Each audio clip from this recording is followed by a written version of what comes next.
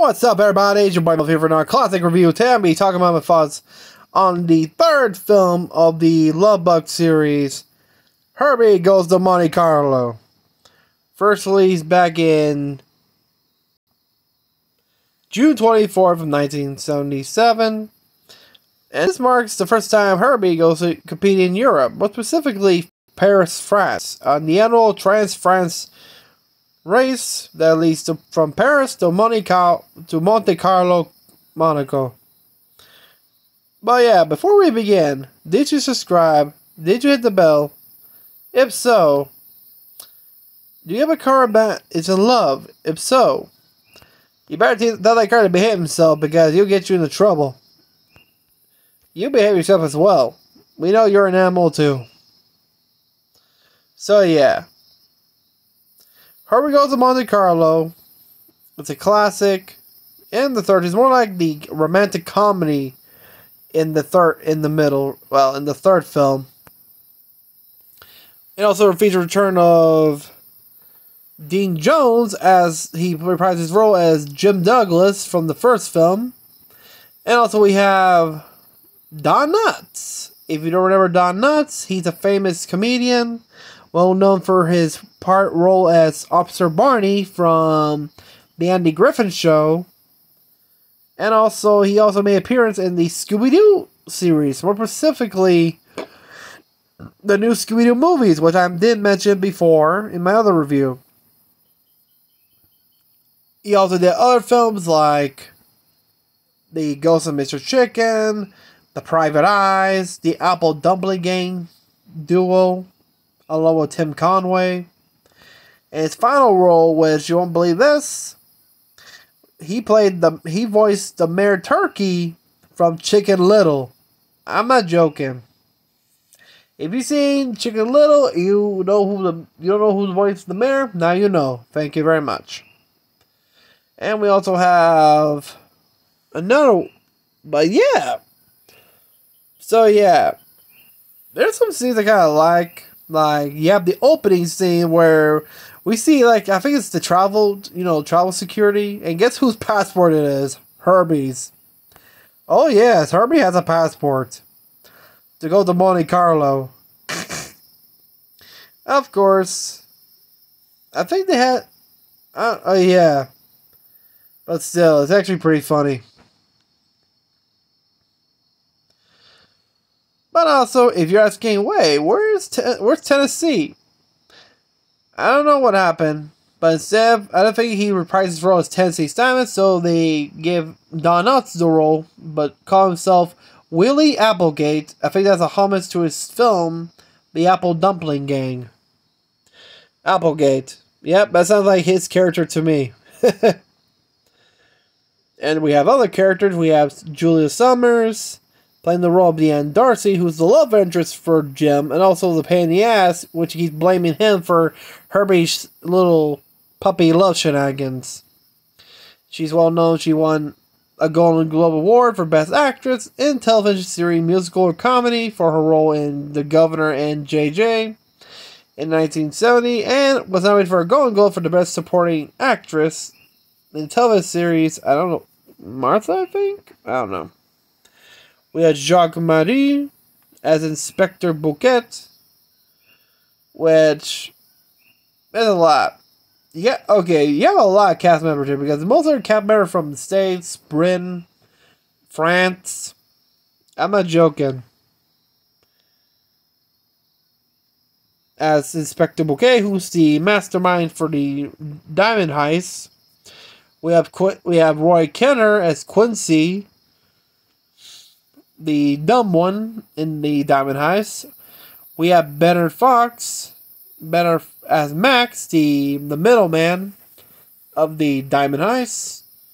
We have Eric Braeden as Brutal Von Stickle, who's the rival in the race that kind of teases Jim about racing Herbie. And we have Xavier St. Marqueri as Detective Fontenoy, the bumbling detective who's trying to solve the case, unaware is actually Inspector Bouquet, who is the mastermind until the ending.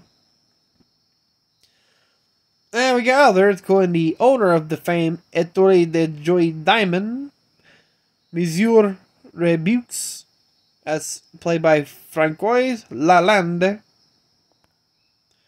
Which, remember, mostly stars are mostly unknown.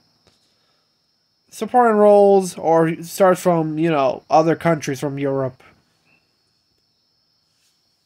And yeah, a lot of gags here. But yeah, the film is actually pretty funny. It takes place when they arrive at Monte Carlo, Paris, and of course they meet the other racers, including Bruno von Stickel, the driver from Germany, with experience in the European racing circuit, Claude Gilbert, a French driver, and Deanne Darcy, who is the only woman in the Trans-France race, which is a fictional version of the Monte Carlo rally. And of course, she has a hatred. She hates Jim for apparently his, but it was actually Herbie, knee-jerking behavior that ruined her chance to see during the first qualifying rounds because of Herbie seeing and falling in love with Giselle, Darcy's Lancia Scorpion, which is a car, her racing car. And they have a shenanigan, and he has that car's alive too. They travel around Paris, even ride on a boat together when the three of them found them. Damn. Also, we have this side plot of a diamond heist where it involves these two bumbling thieves managing to get the diamond. Of course, they screw up, sound the alarm, they break through the window. Of course, the more bumbling one is the owner of the diamond, where he accidentally hits the pillow where the diamond plays, activating the security, which is the cage where it was held with a tight rope, where one of the idiots accidentally screwed it up. So yeah. Yeah, a lot of things here. And also the ending where they finally get the diamond, they manage to catch the bad guys, and I think the owner of the diamond gives a kiss to Herbie, and guess what Herbie happens?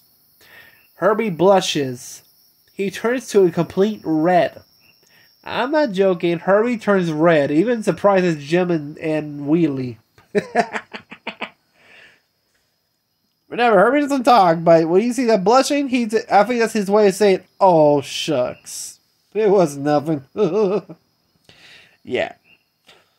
And we got a lot of shenanigans, including the romance scene in the end. We see Deanne and Jim, Herbie with Giselle, and guess who else? Wheelie and the woman who presents the trophy. Hey, and he says, "Hey, this is the city of love." No.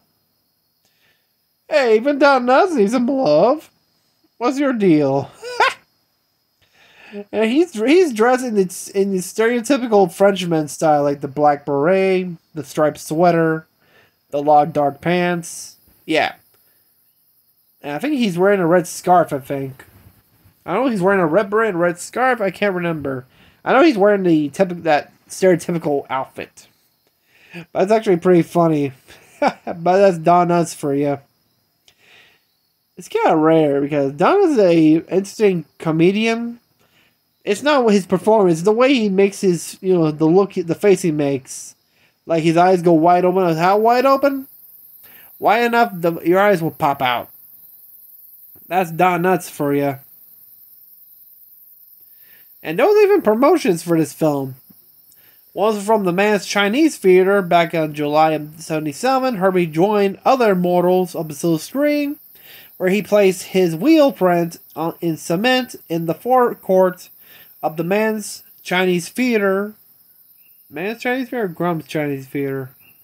Oh yeah, the Grumm's Chinese Theater in Hollywood, California. The ceremony was attended by film stars Dean Jones, Don Knott, and Julie Summers, as well as several hundred guests and tourists. The mayor of LA at the time, Tom Bradley, sent a proclamation officially declaring July 11th as Herbie Goes to Monte Carlo Day, and a floral wreath was presented to Herbie by Miss Monte Carlo.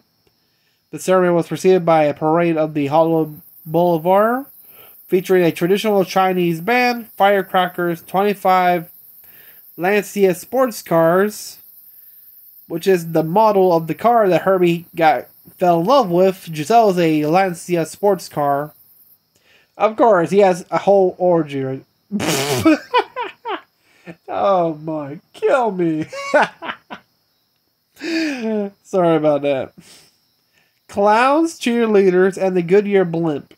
Afterwards, a special invitational screening of Herbie Goes to Monte Carlo was held inside the Chinese Theater, which was celebrating its 50th anniversary that year.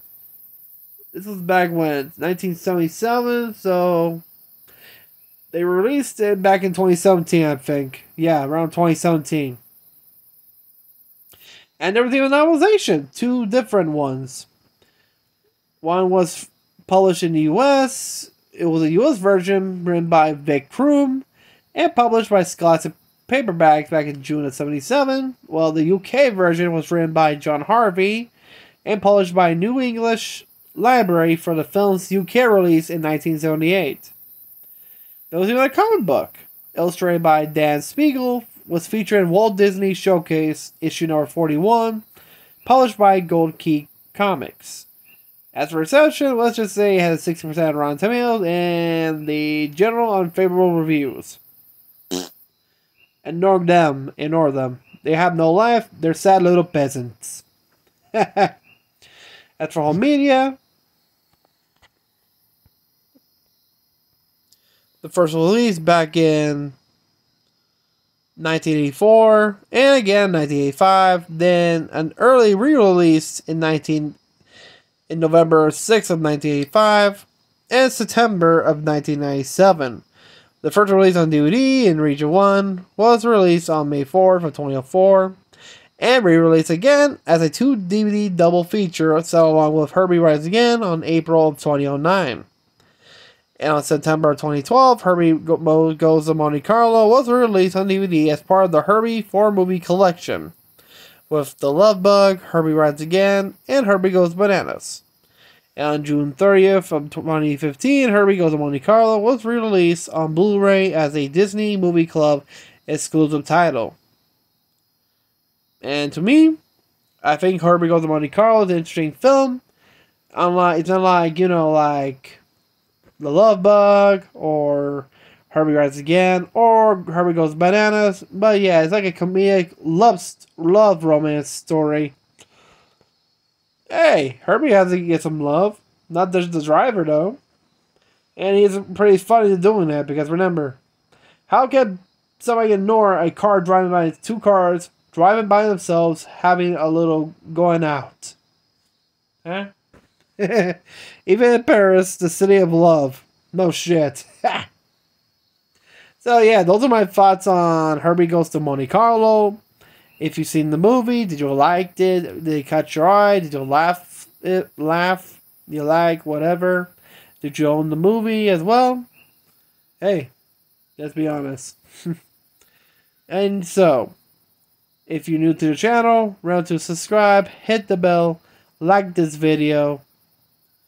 And remember, we're here aiming at our goal of 1 million subscribers, or at least 500K. Because on May of this year is our 11th anniversary from 2013 to 2023. So it's a big deal for us. So let's make this happen. And until then, see you next time, people. Peace out.